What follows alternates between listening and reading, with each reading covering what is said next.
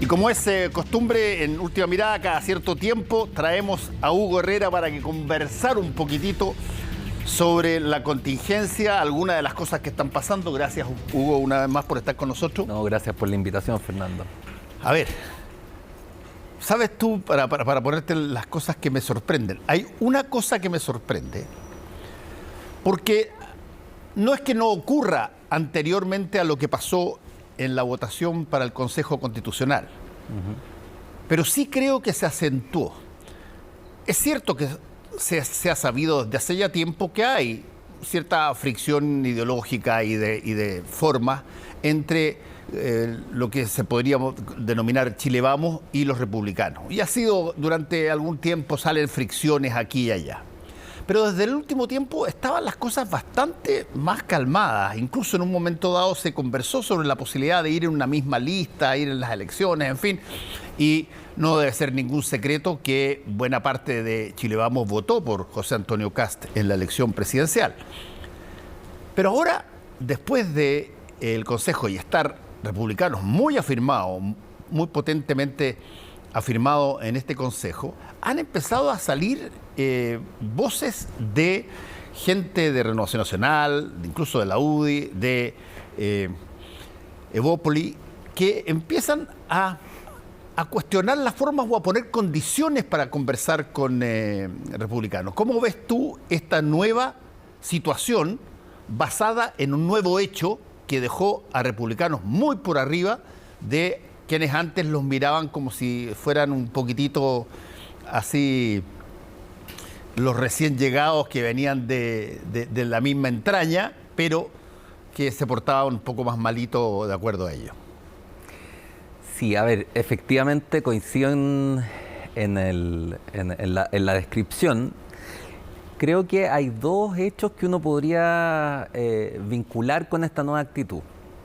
Uno, que antes de las elecciones había un enemigo común o un adversario común que estaba claro y que era, no se sabía qué dimensiones tenía, entonces era peligroso, ¿no? que eran los convencionales de las izquierdas, digamos, de la centroizquierda y de la izquierda del Frente Amplio. Entonces, bueno, cuando tú tienes un adversario en común, te comportas mejor con los aliados, porque hay que lograr algo. Pero una vez logrado ese resultado, y puesto que la hegemonía cambió dentro de las derechas, y además, habiendo dado con ese adversario en el suelo, en cierto modo, porque la izquierda ha tenido unos resultados estrepitosamente malos en esta elección, bueno, se vuelve un poco a la disputa más cotidiana, y no hay que olvidar, y aquí pongo lo segundo, que si la izquierda tuvo pésimos resultados en esta elección, inusitados en la nueva democracia, desde el retorno a la democracia en adelante, bueno, los resultados de la centro derecha o de la derecha tradicional fueron pésimos también, pues. Sí. O sea, pasar de ser el principal sector político del país, la principal alianza, a quedar en un tercer lugar, es medio funesto. Y más aún pasa algo que yo creo que les da muy en el corazón del asunto, que es que los pilla mal parados, porque ninguno de los partidos actuales, con las directivas actuales de la derecha tradicional, ha logrado articular un discurso distinto que lo que Jovino Novoa llamó en su minuto el Chicago gremialismo. Hay conatos de reforma y todo lo demás, pero ya vimos lo que le pasó a Mario Desbordes y a Monke, que al esfuerzo que hicieron de renovar realmente a la centro derecha. Entonces los pilla un poco en pampa, así como al gobierno lo pilla en pampa esta derrota. Bueno, a los partidos de la derecha tradicional también los pilla en pampa. Y si bien el discurso, por llamarlo de alguna manera, de los republicanos es bastante sencillo, es una mezcla de UDI de los 90, podríamos decir, con un énfasis profundo en cuestiones básicas de economía y seguridad. Bueno, tienen sus banderas desplegadas, mientras que la centro-derecha o la derecha tradicional no las tiene desplegadas. No sabemos cuáles son todavía. Ahora, hay una cosa que me ha faltado ver en la discusión pública. Se ha hablado mucho de este fenómeno, así como si fuera un fenómeno de primera aparición, de sectores muy populares votando por los republicanos, por ejemplo, votando por la derecha y sobre todo votando por los republicanos. Y uno tiene que empezar a recordar ciertas cosas que pasaron. ¿Tú te acuerdas de la UDI Popular? La UDI Popular fue una estrategia que la UDI en un momento dado, donde estaba bien potente, pero una estrategia creada para posicionar autoridades territoriales allí en los lugares donde no tenía. Sí. Alcaldes, no habían los gobernadores en esa época, pero los alcaldes particularmente. Y de pronto se produce un movimiento enorme que hace que comunas históricamente de la izquierda chilena pasan en una elección a la derecha y particularmente a la UDI. Eso fue una cosa muy grande. Eso había pasado ya antes con otra lógica y probablemente con otra forma.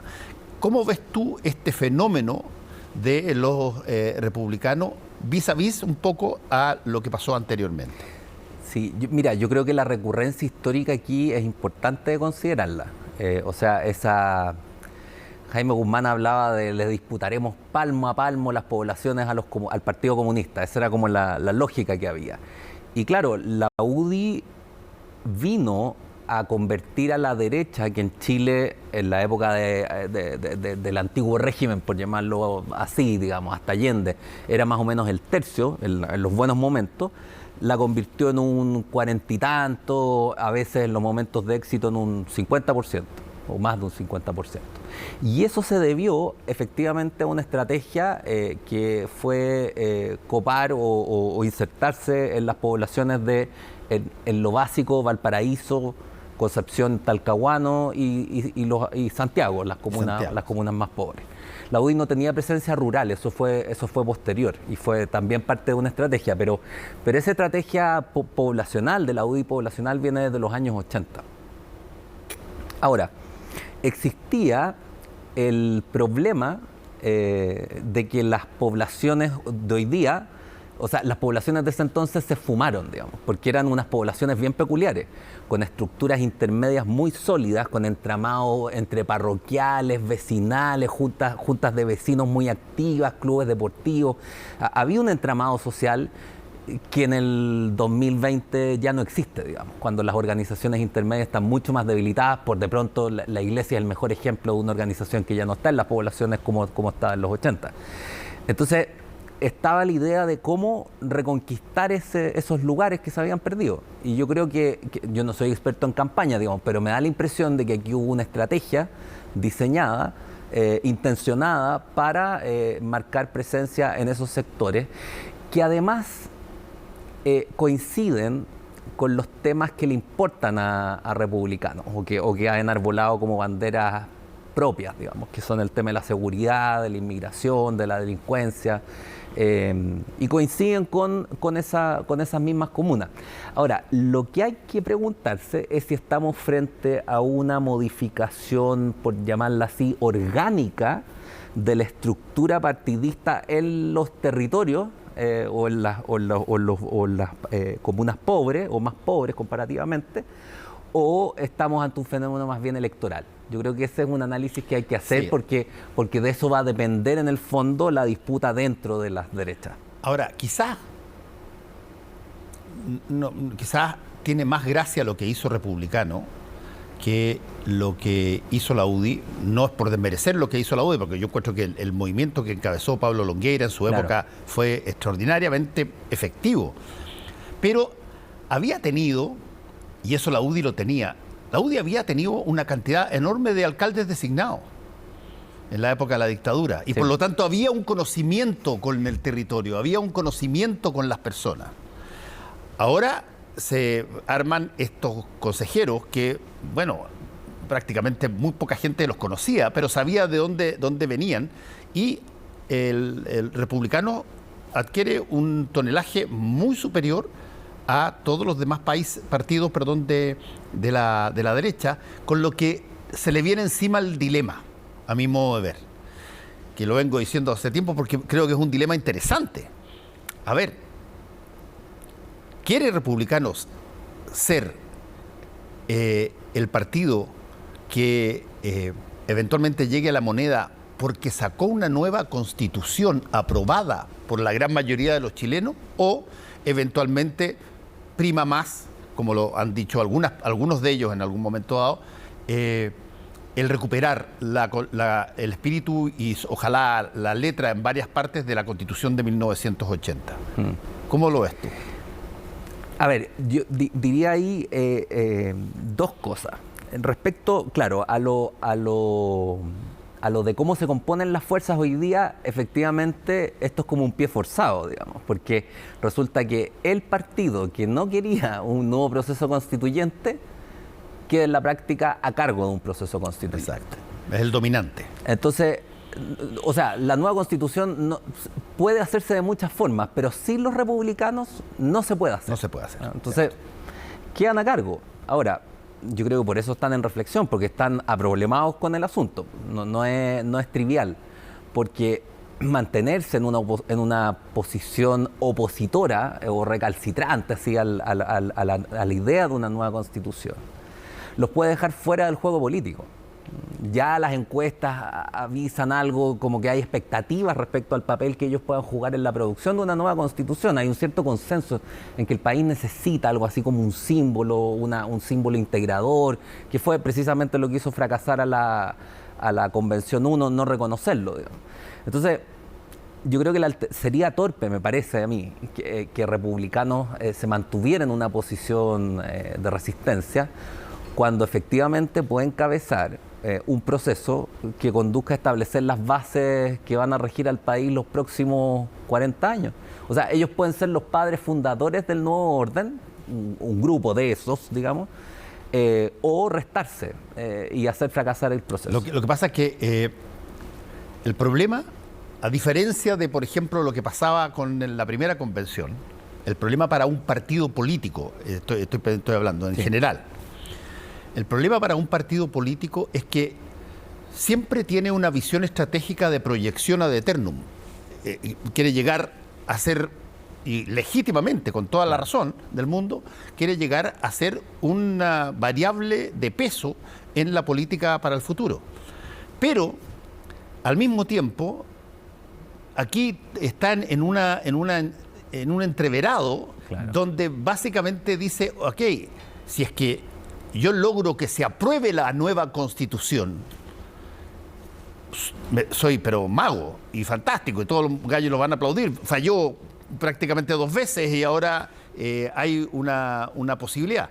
Pero si es que eso ocurre, tiene que ocurrir, para que los republicanos se sientan dentro de la constitución con sus convicciones intactas, tiene que ocurrir sin que se desmorone demasiado la constitución que ellos valoraban como la mejor de todas, claro, que la anterior.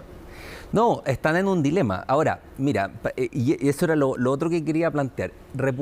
Yo no recuerdo, puede que me equivoque, pero no recuerdo un partido que haya crecido tanto en tan poco tiempo. Los agrarios laboristas tuvieron una explosión, pero no llegaron a tanto como esto, llegaron al 20%, algo por el estilo.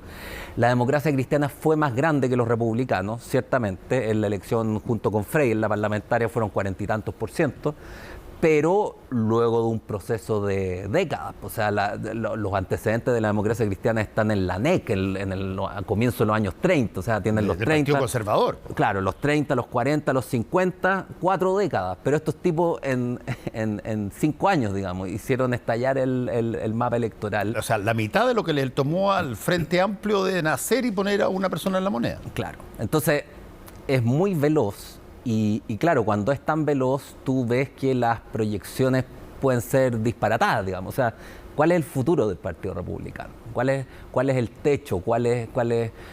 Algo se puede decir, pero creo que todavía está todo muy movido como para poder proyectarlo. Ahora, yo creo que, insisto, o sea, el premio grande aquí es, aunque tú trances un poco, y en política tú no puedes sino transar en una política democrática, si esto es así al final, porque se trata de que todos quepan, sobre todo cuando tú haces una constitución. Bueno, pero tú podrías diseñar una constitución llevando tú el pandero que va a regir el futuro del país, Sí. o sea, las décadas que vienen, y siempre está abierto el juego dentro de la cancha, pero tú definiste la cancha, tú eres el autor de esa cancha. Yo creo que eso para cualquier partido con responsabilidad y compromiso con el país, más que con un pequeño credo, así que hiper estricto, pero inamovible, digamos, yo creo que cualquier partido con responsabilidad política pensaría más en la primera alternativa que en la segunda. Ok, eso para los republicanos. Ahora, con el resto de la derecha hay un brete grande, porque yo conversé con varios de ellos aquí y personalmente también, y todos veían estos procesos, particularmente después del rechazo a la convención, como un proceso que afianzaba muy fuertemente a los partidos tradicionales incluso. Y tú ves que Renovación Nacional ya están todos pelando a Pancho Chaguán, y en la UDI, bueno, ha tenido problemas, también la directiva. Entonces, a ver, ¿cuál es cómo se, a tu juicio, cómo se debe generarse la discusión al interior de ese conglomerado para ver sus opciones con vista a esta próxima elección plebiscitaria que va a venir? Claro, a ver, mira, yo creo que uno es el de los posibles escenarios, y otro es lo que, para ser bien sincero, lo que yo creo que sería una contribución al sistema político. Dentro de los posibles, tú tienes desde el partido único hasta una reconfiguración que puede ser del tipo republicanos, viene a ser la UDI 2.0, la UDI vieja con Renovación Nacional y Evópoli y todos los amigos de ellos se funden en un partido de derecha tradicional que viene a ser un Renovación Nacional 2.0. Renovación Nacional siempre fue eso, solo que fue perdiendo sus liberales. Entonces recupera Evópoli, recupera la UDI, qué sé yo, y tiene... Esa sería una opción, qué sé yo, que también podría funcionar, me parece. Dos partidos en la derecha o el gran partido único. Veo más difícil lo del partido único. Ahora, ¿qué es lo que creo que debiera pasar para que realmente esto contribuya al sistema político chileno? Me parece que, así como en la izquierda hace falta todavía una discusión ideológica que le permita al gobierno no solamente abandonar viejas banderas, sino poner otras nuevas, una idea más socialdemócrata, más de proyecto de futuro. Creo que en la centro derecha o en la derecha tradicional quedó a medio hacer una revisión ideológica profunda. Porque hasta ahora, ¿qué es lo que teníamos? Teníamos a un Macaya que estaba abandonando viejas posiciones, las posiciones más duras, Chicago gremialista. Un Evópoli que es muy, podríamos decirlo así, cool en los temas morales, pero en los temas económicos es tan ortodoxo como los Chicago gremialistas, digamos. No hay una diferencia ahí, sino en los temas morales. Y por otra parte, en Renovación Nacional, claro, tú tenías todo un proceso de renovación que venía operando desde el 2014 en adelante y que fue truncado a propósito de la campaña de la pre-campaña, la precandidatura de Mario Desbordes y la disputa interna con Chaguán y Chalper. Pero en ninguno de esos partidos hay todavía una propuesta política de futuro que trascienda los límites del pensamiento economicista. Y mientras no esté eso, tú no tienes cómo diferenciarte de los otros. No, te pueden llamar traidor y es cero costo para los republicanos llamar traidores a los otros, porque efectivamente están abandonando viejas banderas y no tienen todavía las nuevas puestas delante. Entonces, ¿cómo tú te sales de esa encrucijada? Ayer, en Tolerancia Cero, el senador Manuel José Sandón fue muy duro. Él propuso retirarse de Chile Vamos a Renovación Nacional. Dijo una de esas frases que uno las dice en las mesas cuando está celebrando con los amigos, digamos, pero lo dijo al aire. Dijo, no tenemos cojones para hacerlo, pero hay que hacerlo. Hay que diferenciarse porque él, acuérdate que encabezó junto con varios la derecha social claro. y tiene una distancia, pero lo dijo. Y sin embargo, además dijo que figuras clásicas como el expresidente Sebastián Piñera llega al partido de repente y dijo a amenazar y a ponerse prepotente respecto a lo que hay que hacer. Por lo tanto, me da a mí la impresión de que en los partidos, además de la conversación que tienen que tener entre ellos para, a ver, tratar de capitalizar algo que, por cierto, el principal es republicano, pero hay votos, muchos votos, para apoyar las posiciones de derecha clásica, bueno, pero hay que hacerlo resolviendo un problema, si no va a ser esto una situación de puros latigazos, ¿no? Sí, a ver, yo creo para poner bien las cosas en su perspectiva, yo creo que el triunfo de los republicanos tiene algo de perenne y algo de circunstancial. O sea, aquí se produjo una coyuntura, el gobierno está desbordado en cierta forma, no que esté el caos en el país, pero el tema de seguridad no tiene solución rápida a la vista y el tema económico tampoco tiene solución rápida a la vista. Y en ese sentido el gobierno está atorado, digamos, y tampoco tiene proyecto político, entonces no tiene agenda tampoco. Entonces, en ese sentido, a los republicanos les vino como anillo al dedo, digamos, les vinieron como anillo al dedo estas elecciones, más aún con el papelón de la Convención 1. Entonces, en ese sentido, están en una buena coyuntura. Pero eso debiera tender a cambiar. Y yo no veo si la derecha tradicional logra recomponerse, yo no veo que se mantenga en tanta superioridad, digamos, en tal superioridad como la que tiene hoy día. Debiera tender a un cierto equilibrio.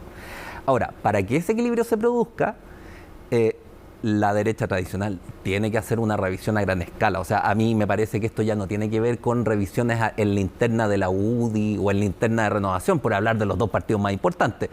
Bópoli en estos momentos significa una anécdota en la práctica, porque es una municipalidad, un par de senadores y punto, pero en militancia no son territoriales. Entonces, creo que la tarea ahora está en manos de la UDI de Renovación Nacional, y consiste, me parece, no solamente en pensar las tácticas de campaña, las estrategias, la formación de cuadros, qué sé yo, sino que sobre todo en fijar un discurso político lo suficientemente diferenciado como para convencer en los foros libres, pero a esta altura para también poder diferenciarse de la derecha más dura o más noventera, si se quiere, de los republicanos. Mientras no haga eso, no va a haber una contribución, me parece, de fondo de la derecha al diálogo que necesita el país para hacer la Constitución, para hacer la agenda de reformas que tienen que venir después. Y estamos, en cierta forma, en tablas. Porque lo que te decía hace un rato, o sea, en el gobierno está pasando lo mismo. Tienen un acordeón de partidos que quedaron reducidos a la mínima expresión. Algunos se fumaron de la nueva convención, que tienen que hacer una renovación ideológica porque esos partidos están en la época de la concertación todavía, y de ahí que no viene una renovación ideológica. Y por otra parte, el Frente Amplio ya se dio cuenta, me parece, a propósito del fracaso de la Convención 1, que el discurso moralizante no va, se estrella contra la realidad. Es un discurso que, como decía Francisco Vidal, no atiende a la realidad, a las correlaciones efectivas de fuerza. Es un discurso voluntarista, que además condena al que piensa distinto. Entonces, además tiene un problema de democraticidad, por decirlo así, o de estándares democráticos. Entonces, creo que pasa lo mismo, y estamos en tabla, y mientras tanto, el país se mueve, pues, como decía Galileo, se mueve. El pueblo se mueve y no para. Entonces, yo ahí veo que estamos en otro momento quizás de la crisis. Esto fue una patada al tablero, se movió también por ahí el asunto, pero creo que el devenir del proceso político completo ya a esta altura depende de una tarea que no se ha hecho hace mucho tiempo, que es la de renovación ideológica, tanto en la derecha como en la izquierda. Eso es un buen punto, Es cierto, hay poca renovación ideológica. Quizás los únicos que han tenido renovación ideológica, por llamarlo de alguna manera, son las personas que se han salido de los partidos grandes para tratar de formar partidos más chiquititos, qué sé yo, y tú tenés amarillos por acá, tenés demócratas por el otro lado. Pero están en la misma. Pero, o sea, claro, yo creo que Amarillos, por ejemplo, tuvo el mérito de catalizar, por decirlo así, la sensación de rechazo dentro de la centroizquierda, sí, qué sé yo. Pero si uno preguntara cuáles son las 5 ideas fundamentales en virtud de las cuales los amarillos tienen una visión de país distinta del Frente Amplio y de la derecha, tú no las tienes todavía. Están todos en un proceso de revisión y maduración. Hay que ponerle cabeza al asunto. Porque es un momento interesante para justamente hacer algo que se hace poco, que es el de reflexionar sobre lo que uno cree, sobre lo que uno piensa, sobre el objetivo, sobre quiénes son tus aliados. Y sobre todo en este momento, en que más que lo que, o sea, junto con lo que tú eres, que siempre es importante, importa lo que el país va a hacer. O sea, si no empezamos a pensar también en el país, Sí. y con ganas un poco de dejar atrás los pequeños grupos, los pequeños credos, Vaya a tener un tercer rechazo. entonces vamos a tener otro rechazo y chuta, Dios nos libre, po. Muchas gracias, Hugo. Gracias Que te a ti, vaya muy bien. Fernando.